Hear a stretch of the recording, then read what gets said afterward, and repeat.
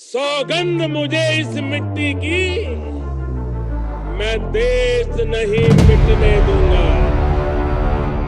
मैं देश नहीं रुकने दूंगा, मैं देश नहीं झुकने दूंगा। दोस्तों, साहिब ने 2014 के लोकसभा चुनाव के दौरान कहा था कि मैं देश नहीं बिकने दूंगा। उसके बाद साहिब ने प्रधानमंत्री बनने के बाद देश के पोर्ट और एयरपोर्ट अपने कॉरपोरेट मित्र को दे दिए, रेलवे दे दी और इसी दिशा में एक और कदम उठाने को बिल्कुल तैयार हैं। English news portal the scroll में छपी खबर के मुताबिक महाराष्ट्र में सरकार अस्पतालों का निजीकरण करने जा रही है। महाराष्ट्र में डबल इंजन की सरकार है। महाराष्ट्र आज एक ऐसे फैसले के मोड़ पर खड़ा है जो लाखों गरीबों की जिंदगी को और मुश्किल बना सकता है। 5 सरकारी अस्पताल जिन्हें सरकार ने जनता के लिए बनाया था, अब निजी हाथों में सौंपने जा रहे हैं और इन अस्पतालों के आसपास जो झुग्गी में रहने वाले लोग हैं उनके ऊपर बुरा प्रभाव पड़ने वाला है। इस खबर को गोदी मीडिया में जगह नहीं मिलेगी क्योंकि बात जनता के हक की है। दिन रात न्यूज स्टूडियो में बैठकर हिंदू मुसलमान करने वाले ये गोदी एंकर्स सरकार से सवाल नहीं पूछ पाते हैं, पर सरकार का एजेंडा और भारतीय जनता पार्टी के लिए पीआर का काम जरूर करते हैं। दोस्तों, पूरा मामला बेहद ही गंभीर है, तो वीडियो में अंत तक बने रहिएगा।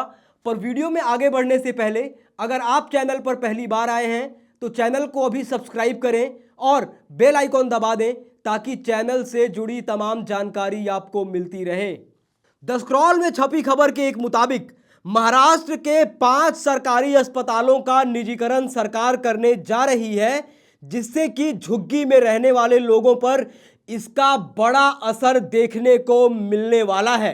स्क्रॉल की खबर में कहा गया है कि महाराष्ट्र के मानखुर्द में वर्षों से एक सरकारी अस्पताल बनाने की मांग की जा रही थी। 2013 में मुंबई महानगर क्षेत्र विकास प्राधिकरण ने मानखुर्द में पुनर्वासित लोगों के लिए एक अस्पताल बनाने का फैसला किया। अस्पताल में एक हाईटेक ऑपरेशन थिएटर, एक प्रसूति विंग होना था और इसे 2015 तक पूरा किया जाना था।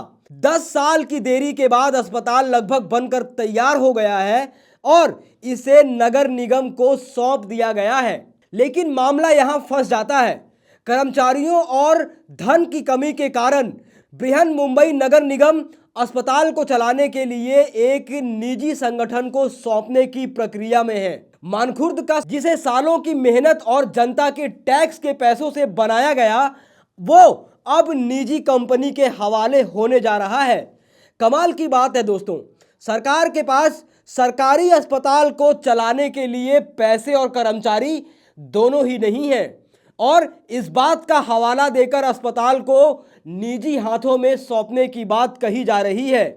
एआईएमआईएम के नेता अतीक अहमद खान, जिन्होंने 2024 में मानखुर्द शिवाजी नगर विधानसभा सीट से चुनाव लड़ा था, उन्होंने पूछा कि अगर किसी गरीब इलाके में सरकारी अस्पताल का निजीकरण कर दिया जाता है तो इससे क्या फायदा होगा। उन्होंने कहा कि मानखुर्द के निवासियों के लिए यह महत्वपूर्ण है कि पूरा अस्पताल सरकारी दरों पर चलाया जाए। निजीकरण के समर्थक कहते हैं कि इससे अस्पतालों की सुविधाएं बेहतर होंगी, लेकिन सवाल यह है कि किसके लिए? क्या निजी कंपनियां गरीबों के लिए सस्ता इलाज सुनिश्चित करेंगी? बृहन मुंबई नगर निगम यानी कि बीएमसी का कहना है कि उनके पास स्टाफ और फंड की कमी है, लेकिन क्या यह कमी अचानक पैदा हो गई है? सालों से इन अस्पतालों को बेहतर करने के लिए क्या कदम उठाए गए हैं? जवाब है लगभग कुछ भी नहीं। और जब अस्पताल 10 साल की देरी के बाद बनकर तैयार हो गया है तो इसे अब निजी हाथों में सौंपने की बात कही जा रही है। गरीब आदमी के लिए सरकारी अस्पताल ही एकमात्र जगह है जहां अपनी बिना जेब खाली किए वो इलाज करवा सकता है। मानखुर्द, गोवंडी जैसे इलाकों में रहने वाले लोग जो रोज कचरे के ढेर पर काम करते हैं, क्या उनके पास निजी अस्पतालों में मोटी फीस देने की ताकत है? अगर सरकारी अस्पताल ही निजी हो जाएंगे तो फिर ये गरीब झुग्गी में रहने वाले लोग कहां जाएंगे? क्या सरकार का काम जनता की सेवा करना नहीं है? क्या सरकार का काम निजी कंपनियों को फायदा पहुंचाना हो चुका है? जिन 5 अस्पतालों को निजी हाथों में देने की बात कही जा रही है, इन 5 अस्पतालों का इस्तेमाल मुख्य रूप से झुग्गियों में रहने वाली आबादी करती है। मानखुर्द का अस्पताल उन लोगों के लिए बनाया गया था जिन्हें शहर के अलग अलग हिस्सों से विस्थापित किया गया। लेकिन 10 साल की देरी के बाद जब यह अस्पताल तैयार हुआ है तो इसे निजी हाथों में देने का फैसला किया जा रहा है। यह सिर्फ अस्पतालों की बात नहीं है, बल्कि बात मानवता की भी है। झुग्गियों में रहने वाले लोग पहले से ही हाशिए पर रह रहे हैं।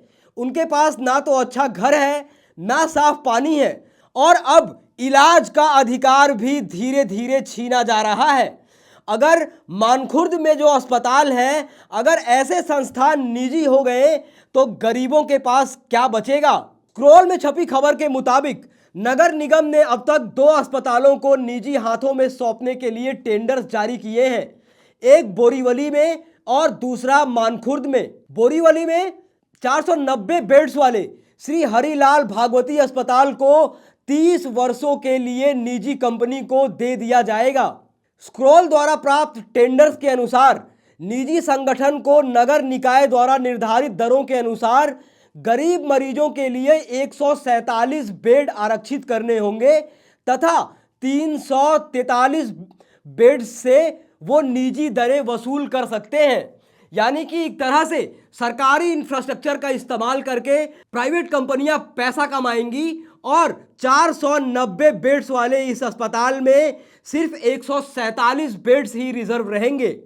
मानखुर्द का अस्पताल जिसमें 410 बेड्स हैं, इस अस्पताल में केवल 150 बेड ही निःशुल्क आरक्षित किए जाएंगे। निजी भागीदार शेष 260 बेड्स पर प्रॉफिट कमा सकते हैं। यानी कि एक तरह से जो अस्पताल जनता के लिए बनाए गए थे उनमें 50% रिजर्वेशन का भी प्रावधान नहीं किया गया है। 4 अन्य अस्पताल जिन्हें नगर निगम देने की योजना बना रहा है, बांद्रा में केबी भाभा अस्पताल, मुलुंद में एमटी अग्रवाल अस्पताल, गोवंटी में मदन मोहन मालवीय शताब्दी अस्पताल और विक्रोली में क्रांतिवीर महात्मा ज्योतिबा फूले अस्पताल। सभी अस्पतालों में या तो हाल ही में नगर निगम द्वारा वित्त पोषित विस्तार हुआ है या इसे पूरा करने की प्रक्रिया चल रही है।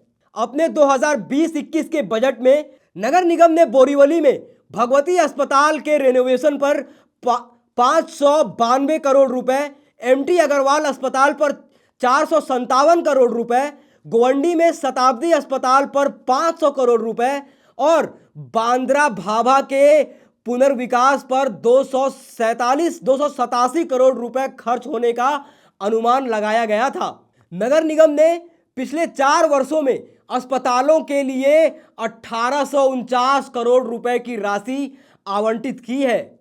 भाभा अस्पताल की बेड क्षमता बढ़कर 497 हो गई है और एमटी अग्रवाल अस्पताल में अब 470 बेड लग सकते हैं। यानी कि पूरा मामला ये है कि जहां एक तरफ पैसा खर्च किया गया इन अस्पतालों के इंफ्रास्ट्रक्चर बेहतर करने के लिए कि अगर इंफ्रास्ट्रक्चर बेहतर होगा तो वहां आसपास रह रहे लोगों को इलाज का बेहतर मौका मिलेगा, बेहतर मौका मुहैया कराया जाएगा। पर अब इन अस्पतालों पर अब निजीकरण की तलवार लटकने लगी है। दोस्तों, आप इस पूरे मुद्दे पर क्या सोचते हैं, क्या राय रखते हैं?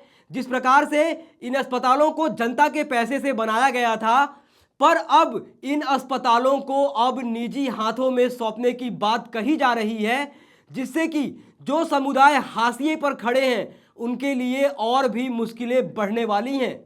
दोस्तों, इस पूरे मामले पर आप अपनी राय टीका टिप्पणी कमेंट बॉक्स में ज़रूर लिखें। बाकी ऐसी तमाम खबरों के लिए देखते रहिए देश नीति। धन्यवाद।